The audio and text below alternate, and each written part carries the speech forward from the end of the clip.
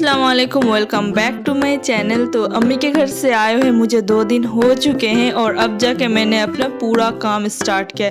वो होता ना कि इतने दिनों तक अम्मी के घर पे प्रॉपर रेस्ट पे थी ना, मतलब कुछ करती थी नहीं, सिर्फ वही फ़ोन चलाना और बेड में पड़े रहना और युवान को नज़र रखना उसके ऊपर कि इधर उधर ना चल जाए, और कुछ काम तो करती थी नहीं अम्मी के घर पे। और ससुराल पे आके फिर से सारा काम स्टार्ट करना, मतलब कि बॉडी को फिर से रीस्टार्ट करने में ना थोड़ा सा वक्त तो मुझे लगता ही लगता है। और जो होता है घर के लिए 3 वक्त खाना बनाना, वो तो मैं करती ही करती हूँ, पर वो तो है ना प्रॉपर क्लीनिंग घर की स्टार्ट करना, क्योंकि शादी भी बहुत ज़्यादा नज़दीक आ चुकी है। वैसे तो मेरी सासू माँ ने मेरी अम्मी के घर रहते हुए बहुत सारी क्लीनिंग कर चुकी थी, पर वो थोड़ी थोड़ी क्लीनिंग बाकी थी जो अब मैं आके कर रही हूँ। अम्मी के घर जाने से पहले मैंने फ्रिज को बहुत अच्छी तरह से डीप क्लीन करके गई थी, और अब सोच रही हूँ जब सारा कुछ पहले से क्लीन कर ही रही हूँ तो फ्रिज को भी एक दफ़ा क्लीन कर देती हूँ, वो भी एक दफ़ा नीट और क्लीन फिर से हो जाएगा।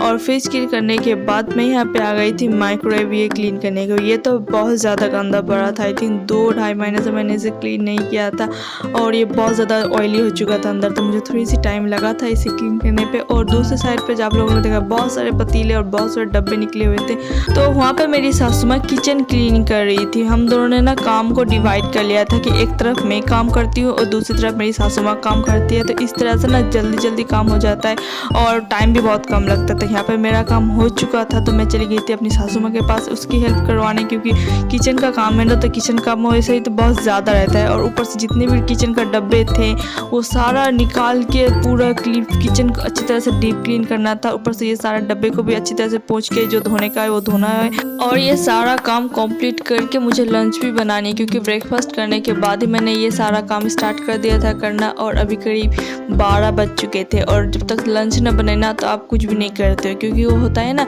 आप जितने भी काम कर लो, अगर आप खाना नहीं बनाते हो तो आप कुछ भी नहीं करते। फटाफट से मैंने और मेरी सासू माँ ने सारा काम समेटा और लंच भी बना लिया था, और युवान को मैंने लंच खिला दिया था, और हस्बैंड लेके चले गए थे युवान को सुलाने को। और ये उसके बाद वाला टाइम है, तो यहाँ पे मैंने ना कुछ फ्लिपकार्ट से फ्लावर्स के सीड ऑर्डर किए थे जो मुझे रिसीव हो चुके थे, और आज मैंने इसे ओपन किया था। और यहाँ पे मैं सारे फ्लावर्स देख रही थी कि किस टाइप के फ्लावर्स के सीड आए हुए हैं। यहाँ पे तो कैप लिखा हुआ था कि 40 टाइप के सीड आए हुए हैं, और यहाँ पे ना बहुत तरह के फ्लावर्स के सीड थे, और हर एक सीड सिंगल पीस ही था। ऐसा नहीं कि एक पाउच डबल आ चुका है, ऐसा नहीं, मतलब कि हर एक पीस सिंगल पैकेट करके 40 टाइप्स के फ्लावर्स के सीड आए हुए थे। और इनमें से बहुत सारे सीड ऐसे भी थे कि मैंने कभी उसका नाम भी नहीं पढ़ा था। मतलब मैं जब इसे पहली बार पढ़ा और इसके पिक्चर्स देखे ना फ्लावर्स के, तो मुझे याद आई ओ ये इस टाइप के फ्लावर होते हैं और इसे ये नाम कहते हैं। उस टाइम पे इस टाइप की मेरी मेंटलिटी चल रही थी फ्लावर्स के बीज देख के।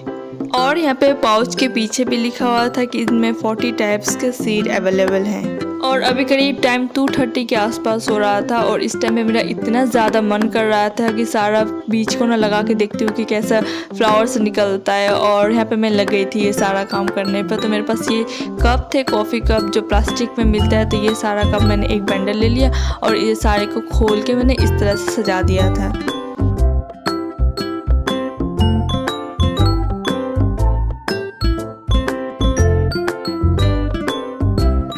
और ये सारे कप में मैंने आधा से थोड़ा सा ज़्यादा करके मिट्टी भरना स्टार्ट किया था। और ऐसे तो वीडियो पे लगती है ना कि बहुत मतलब कि चुटकी का काम है, इस तरह से हो जाता है, पर सच के जब मैंने करने स्टार्ट किया ना तो बहुत टाइम टेकिंग वाला काम है ये सब। पहले तो सारे चाय के कप में आधे से थोड़ा सा ज़्यादा करके मिट्टी डालो, उसके बाद एक जो फ्लावर्स आपके पसंद है वो सारे के बीज इसमें थोड़ा थोड़ा करके ऐड करो, और ऊपर से थोड़ा थोड़ा करके और मिट्टी स्प्रिंकल करो।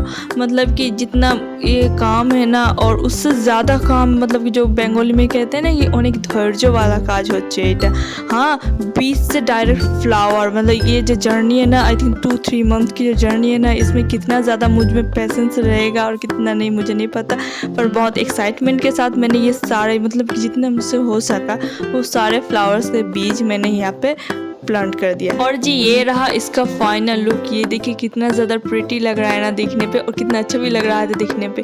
और सच को तो इतने सारे प्लांट के जो बीज है ना ये सारे मुझसे नहीं लगाए गए, तो मुझे जो प्लांट पसंद आया और मेरे हाथ पे जो लगा मैंने वो सारा ऐड कर दिया यहाँ पे। और यहाँ पे मैंने थोड़ा थोड़ा करके सारे कप में पानी भी ऐड कर रही हूँ। और अब बारी है पेशेंस की, मतलब कि अब मुझे पेशेंस लेके 5-6 दिन के लिए इसे थोड़ा थोड़ा पानी दे के छोड़ देना है, ताकि इन जो बीज है ना इससे थोड़ा थोड़ा प्लांट निकलना स्टार्ट हो जाए।